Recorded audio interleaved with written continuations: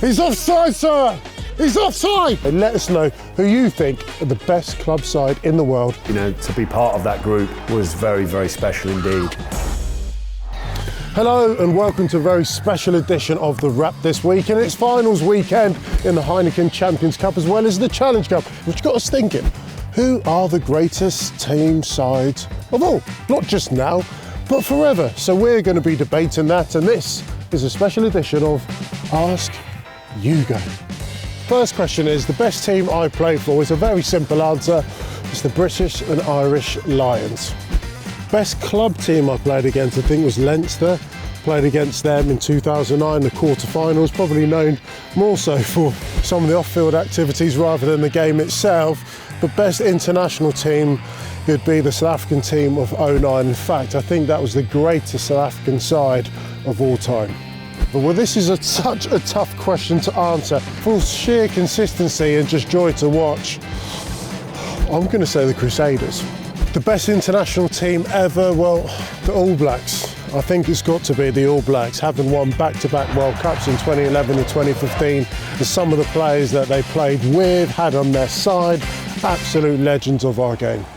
So now we've got a question for you. We wanted to know who you think is the best club side in the world. We've got 5 candidates, starting with Toulouse.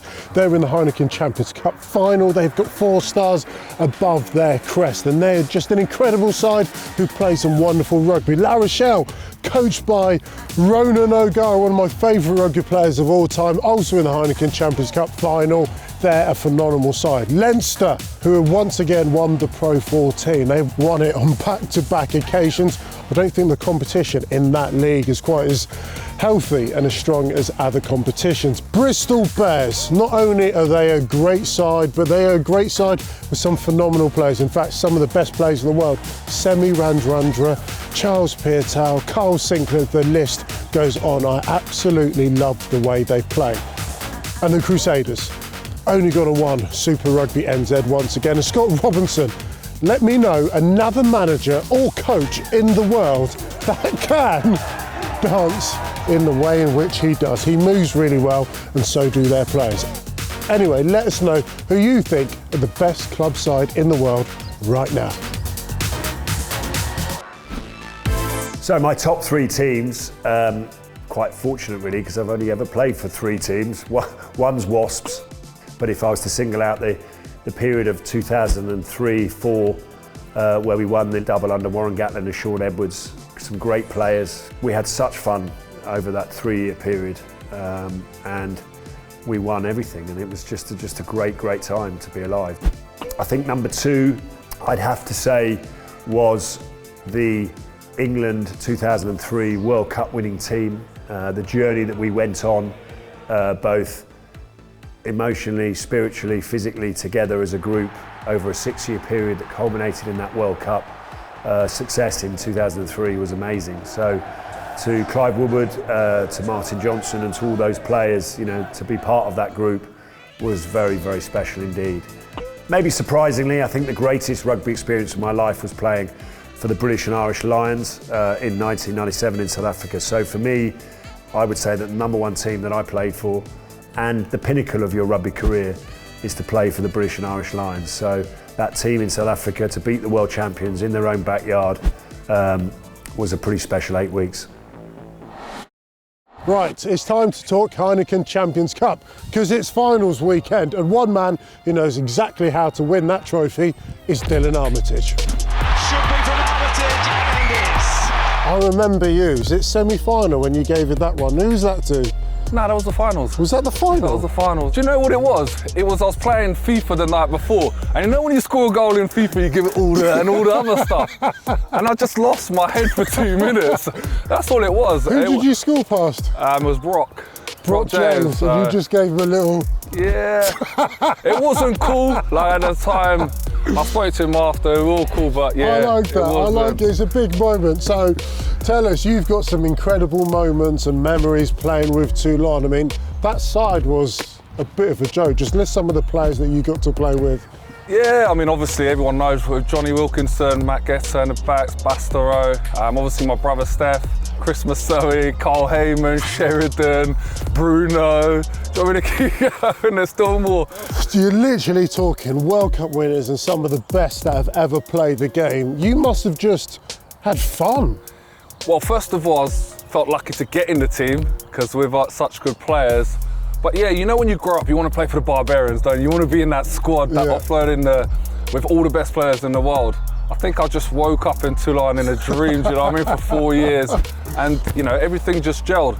You know, just because you got the best player, you ain't going to win. Yeah. But everything just gelled. All the boys got on and we're just on the road winning. What does it take to win the Heineken Champions Cup?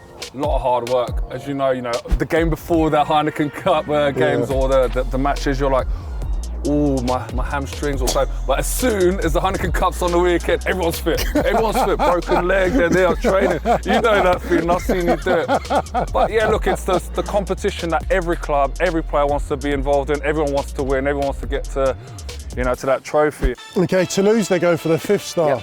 They'll be the first team in the history of the competition to do it. La Rochelle, it's their first final. Who's winning?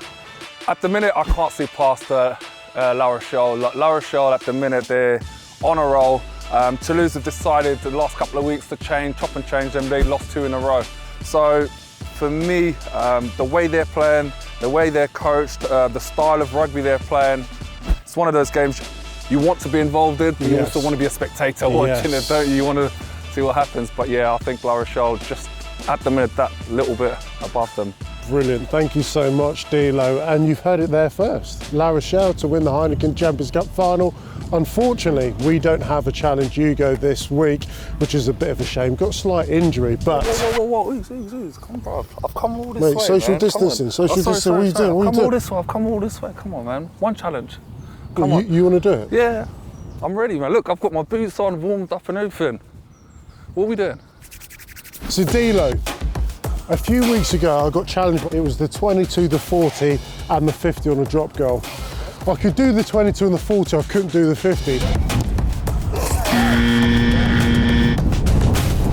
Mate, we're going to take you to the 50, bro. I trust you, mate. 3, 2, 1. I don't know if these old legs now.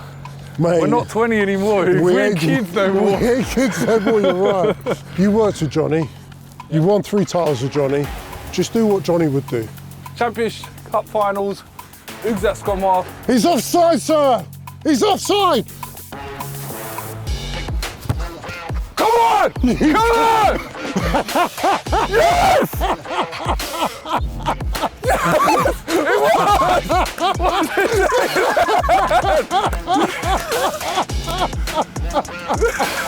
Yes!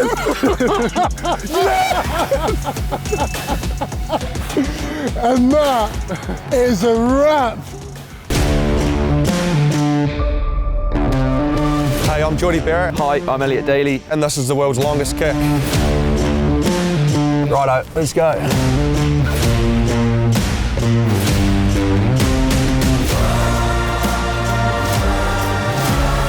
This is the type of thing I used to do as a kid. I would be here for about 6-7 hours.